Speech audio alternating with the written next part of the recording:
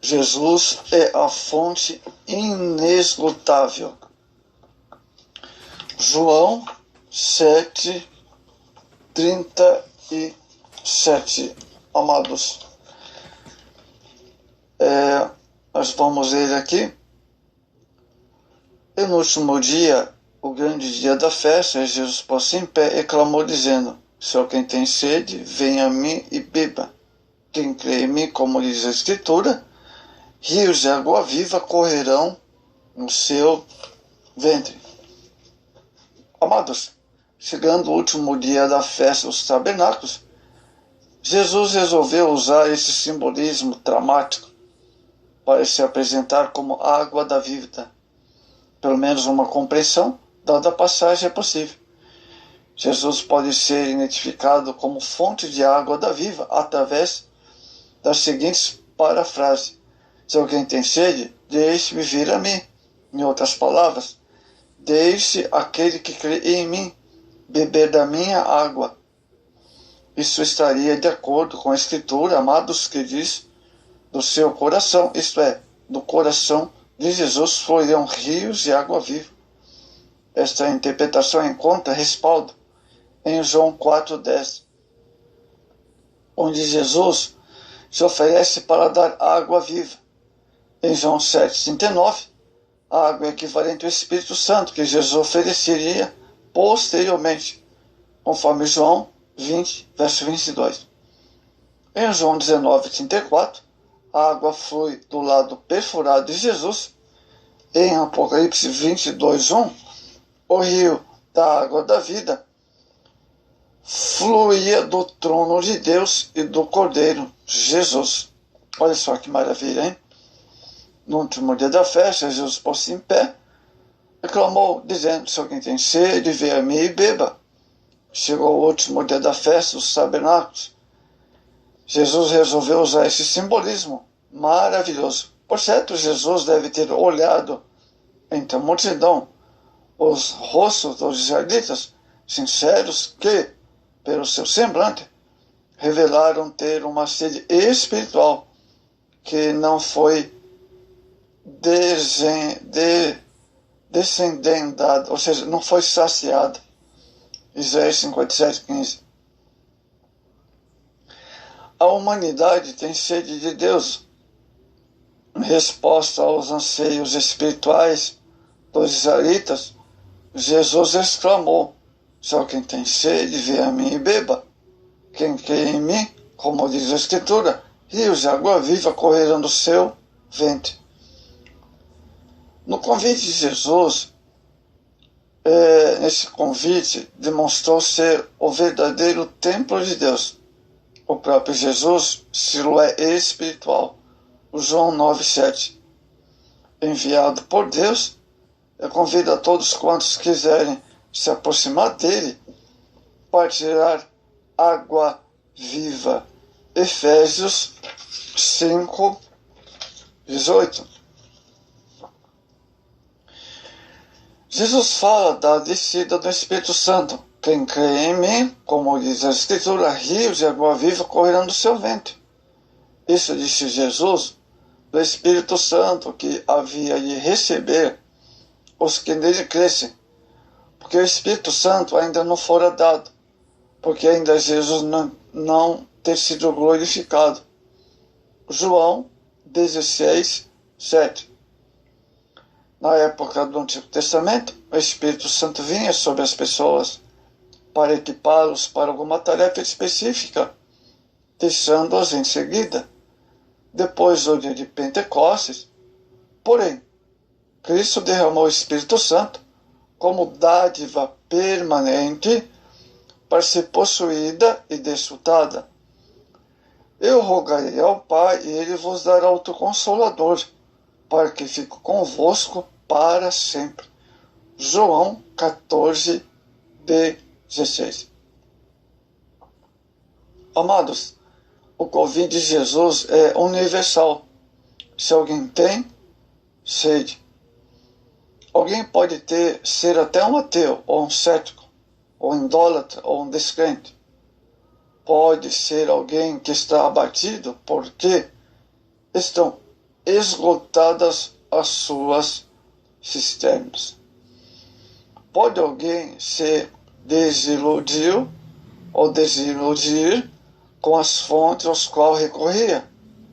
Ou um desvio que deixou a fonte das águas vivas? O convite de Jesus é dirigido a todos: venham a mim. Quem tem sede deve ir pessoalmente a Cristo. Não basta ir à igreja, às reuniões para oração e louvor. É preciso entrar em comunhão pessoalmente com Cristo. Quando alguém sente sede de Deus, anela por Deus mais que qualquer coisa do mundo. Os homens sintam sede intensa das coisas de Deus, porque o Senhor requer que os homens assim sintam sede e venham e se arrependam de seus pecados. Apesar de tudo, há muitas almas que sofrem de sede, tentando ignorar o fato. Jesus os chama para o único lugar onde acharão alívio, nas águas vivas da salvação, mas eles não se esforçam muitas vezes para ver. Note-se que o Senhor é fiel à chamada àqueles que vêm.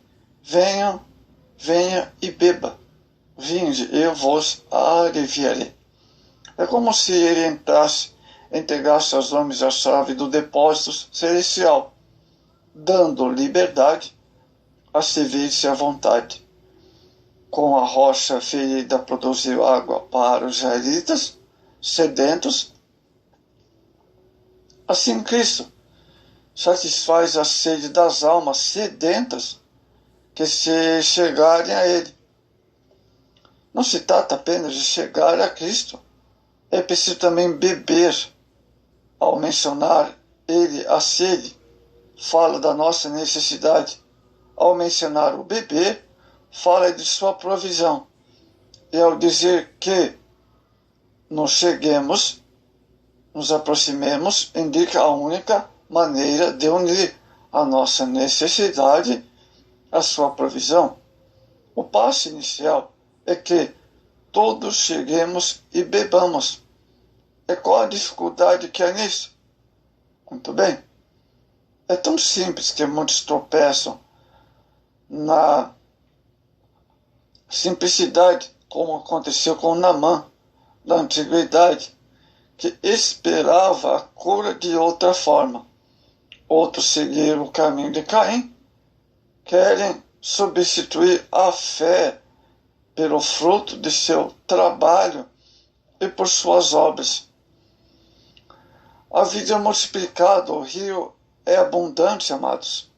A água que é símbolo do Espírito Santo, que vivifica abundantemente em abençoar, refrigerando, purificando e refrescando. A vida que Cristo nos concede é uma vida transbordante, é uma vida mais que abundante. É o rio que começa com a salvação e prossegue com a comunhão. É o poder pentecostal, os dons espirituais, a vida vitoriosa, transbordante. A referência principal é o derramamento do Espírito Santo sobre o crente, mas o rio do Espírito Santo é, como já vimos, infinitamente rico de bênçãos, amados. Crendo em Jesus, teremos em nós uma fonte e recebemos o batismo com o Espírito Santo, teremos um rio manando em nós. Que maravilha, né? Glória a Deus. Manam realmente rios de água de nossa vida?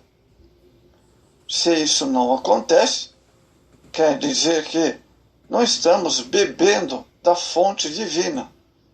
Há muitos cujas vidas são secas, como Inunzório Ribeiro, de que falou o profeta Jeremias 15:18, ou como quadro desolador descrito por pela carta de Judas, verso 12. Se não flui rio de água viva de Jesus, se faz necessário uma reflexão na sua vida, amados. Houve um intervalo de 6 meses entre os acontecimentos do capítulo 6 e o capítulo 7 do Evangelho de João. Os eventos desses meses foram muitos, pois o ministério de Jesus na Galileia foi muito intenso. Amados, então você precisa fazer uma reflexão. Se não foi rio de água viva, se você não é cheio do Espírito Santo, se faz necessário você refletir a respeito de sua própria vida para com Deus. Você não pode ser uma fonte seca. Uma fonte seca não produz, ela não emana vida. Se você for numa floresta e ver uma fonte de água viva, você vai ver que ao redor daquela fonte a natureza cresce abundantemente. As folhas produzem sempre folhas verdinhas, as árvores crescem, né? E sempre bem viçosas. Assim deve ser espiritualmente o cristão na presença do Senhor. Você deve estar ligado à fonte de água viva. Quem sabe você tem se afastado dessa fonte. Você tem se alimentado de fontes imundas no mundo, fontes que não têm nada a ver com a palavra de Deus. Então, é momento de você refletir e voltar a ser um crente cheio do Espírito Santo e buscar a Ele em oração, em consagração, em louvor, né? Consagrar a sua vida, refletir a tua vida espiritual, como está diante de Deus. Então reflita você, se realmente sua fonte está cheia do poder de Jesus, que Ele é a fonte de água viva, ou se você está vazio da presença dEle. Amados, muitos ouvem falar acerca de Jesus, leem a respeito de Cristo, mas não chega a Cristo. Quando o Senhor Jesus falou da água viva, fluindo do interior dos crentes, queria dizer que não somente os crentes devem receber a bênção, como também teriam de se transformar em bênçãos para outras pessoas. Estão entendendo o que eu quero dizer? Eis que sobre vós envio a promessa de meu Pai. Ficai, porém, na cidade de Jerusalém, até que do alto sejai revestido de poder. Está bem claro, né, o que falamos e afirmamos aqui, em nome do Senhor Jesus.